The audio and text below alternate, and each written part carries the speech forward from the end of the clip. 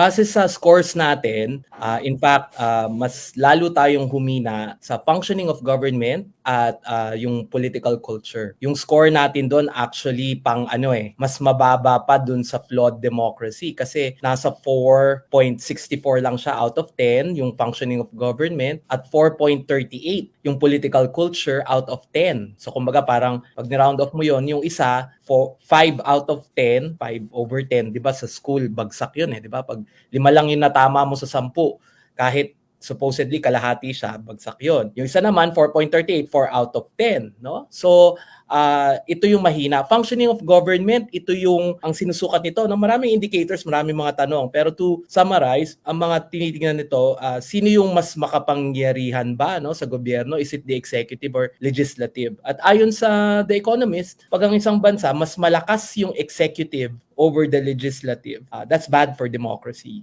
no? Pag walang balance, no?